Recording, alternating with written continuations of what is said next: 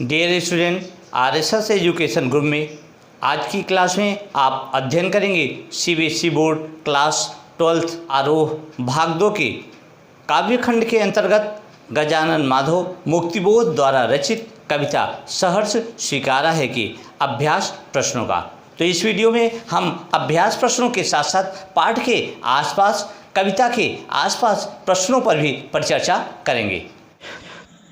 तो आइए प्रारंभ करते हैं गजानन माधव मुक्तिबोध द्वारा रचित पाठ सहर्ष स्वीकारा है के अभ्यास प्रश्नों को। तो आपका पहला प्रश्न है, टिप्पणी कीजिए। गर्वीली गरीबी, भीतर की सरिता, बहलाती सहलाती आत्मीयता, ममता के बादल। तो इस प्रश्न का उत्तर आप लिख सकते हैं गर्वीली गरीबी।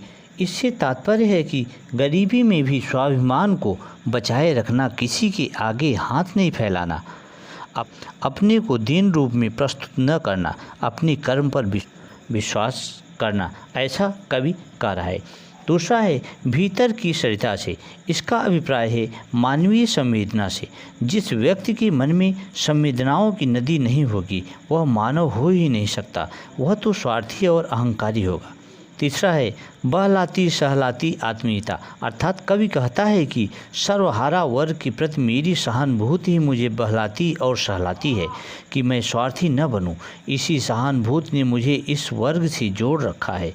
चौथा है ममता के बादल। इससे कवि का तात्पर्य है कि मेरे मन में ममता रूपी बादल उमड़ते रहते हैं, इन्हीं के कारण मेरा मन सर्वहारा वर्ग से जुड़े रहना चाहता है। कवि कहता है कि ममता के बादलों ने ही मुझे इस वर्ग से रिश्ता बनाए रखने को प्रेरित किया है। इस प्रकार आप इसे लिखकर इसके भाव को व्यक्त कर सकते हैं। और आपका दूसरा प्रश्न है, इस कविता में और भी टिप्पणी योग्य पद प्रयोग हैं, ऐसे किसी एक प्रयोग का अपनी ओर से उल्लेख करके उस पर टिप्पणी करें। तो इसका उत्तर है इस कविता में अनेक पद टिप्पणी योग्य हैं। ऐसा ही एक पद है, दिल में क्या झरना है। इसका अर्थ यह है कि जिस प्रकार झरने में चारों तरफ की पहाड़ियों से पानी इकट्ठा हो जाता है, उसे आप जितना चाहें खाली करने का प्रयास करें, वह खाली नहीं होता। यह झरना पर्वत या पहाड़ी के दिल के पानी से बनता है। उसी प्रकार कवि के हृदय में भी प्रियतमा के प्रति स्नेह उमड़ता है। वह बार बार अपनी भावनाएं व्यक्त करता है, परंतु भावनाएं कम होने की बजाय और अधिक उमड़ कर आ जाती हैं। कवि कहना चाहता है कि उसके मन में प्रियतमा के प्रति अत्यधिक प्रेम है। वह झरने के समान है जो कभी समाप्त नहीं होता। और तीसरा प्रश्न है, जाने क्या रिश्ता है, जाने क्या नाता है, जितना भी उड़ेलता हूँ भर भर फिर आता है। दिल में क्या झरना है, मीठे पानी का सोता है।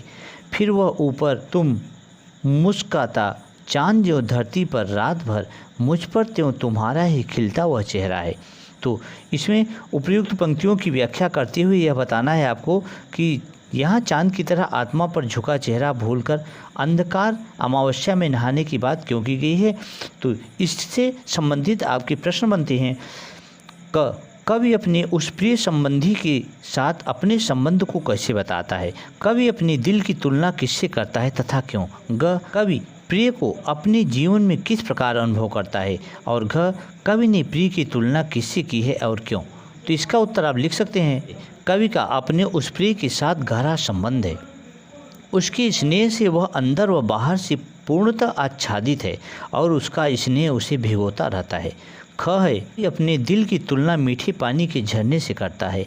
वह इसमें से जितना भी प्रेम बाहर उड़ेलता है उतना ही यह फिर भर जाता है। कवि प्रिय को अपने जीवन पर इस प्रकार आच्छादित अनुभव करता है जैसे धरती पर सदा चांद मुस्कुराता रहता है।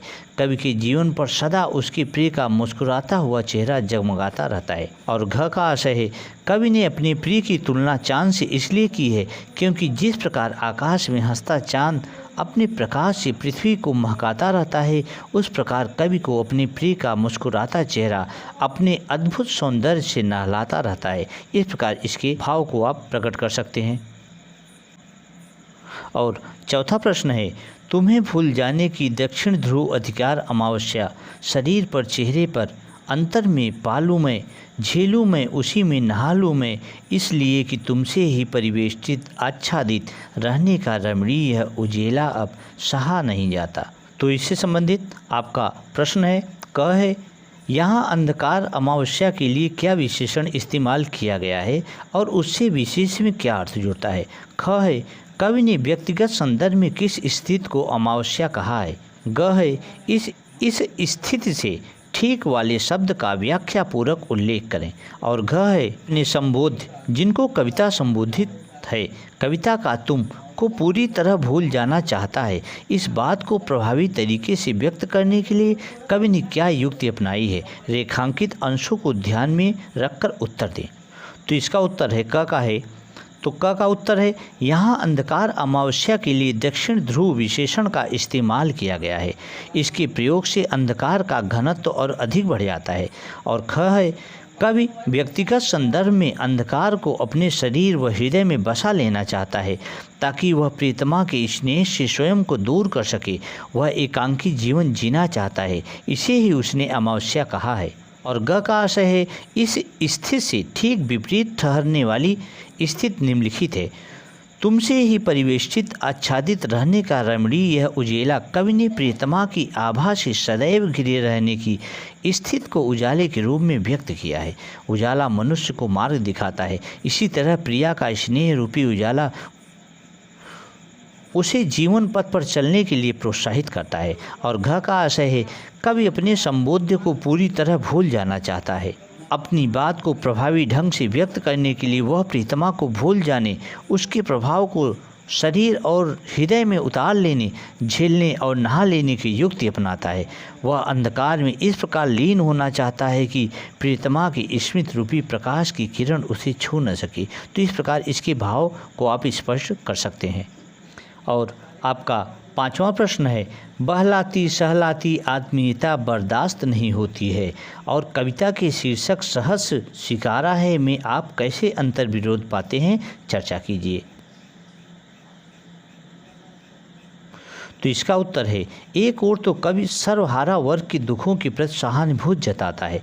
वह कहता है कि उनके यही दुख मुझे बहला लेते हैं और सहला लेते हैं, लेकिन दूसरी ओर वह यह भी कहता है कि मैंने अपने जीवन के सभी दुखों को सहर्ष स्वीकार किया है। वास्तव में यह अंतर विरोध दुखों की अधिकता के कारण है। जब दुखों ने कवि को ज़्यादा दुखी कर दिया तो वह उससे उगता है, ऊब जाता है। ऐसा कवि अपने मनोभावों को व्यक्त कर रहा है। तो बच्चों, यह था आपके पाठ का अभ्यास से संबंधित प्रश्न। और अब बात करते हैं कविता के आसपास महत्वपूर्ण प्रश्नों में जो आपके एग्जाम के ध्येय से महत्वपूर्ण है। यह आपका छठवां प्रश्न है, यहाँ सातवां लिखा है, इसे आप छठवां प्रश्न समझिएगा। अतिशय मोह भी क्या त्रास का कारक है? माँ का दूध छूटने का कष्ट जैसे एक जरूरी कष्ट है, वैसे ही कुछ और जरूरी कष्टों की सूची बनाएं। तो इसका उत्तर आप लिख सकते हैं, वास्तव में कई कष्ट मानव को झेलने जरूरी होते हैं। मनुष्य संवेदना के कारण ये कष्ट झेलता है। जब किसी से आत्मीय लगाव हो जाए तो इस प्रकार के कष्ट होने स्वाभाविक हैं। हमारा संबंध कईयों से होता है। एक व्यक्ति एक ही समय में कई रिश्तों को निभाता है, इसलिए वह इन जरूरी कष्टों को भोगता है। ऐसे कष्टों की सूची इस प्रकार है, जैसे आप सूची बनाकर लिख सकते हैं। बेटे की विदाई का कष्ट, माँ बाप के बिछड़ने का कष्ट, भाई बेटा बेटी के बिछुड़ने का कष्ट, स्कूल जाने के कारण परिवार वालों से दूर होने का कष्ट, अध्यापक अध्यापिका द्वारा पीटे जाने पर जो कष्ट होता है। तो इस प्रकार से आप इन कष्टों की सूची बनाकर इसे लिख सकते हैं। तो ये सभी आपके पाठ से संबंधित महत्वपूर्ण प्रश्न थे जिन पर हमने चर्चा की। तो बच्चों, आशा है यह वीडियो आपको पसंद आई होगी। अगर वीडियो आपको अच्छी लगी हो तो सब्सक्राइब, लाइक और बेल आइकन की बटन को ओके करना ना भूलें और अधिक से अधिक अपने मित्रों को, दोस्तों को शेयर करना ना भूलें। तो आज के लिए बस इतना ही। Thank you so much.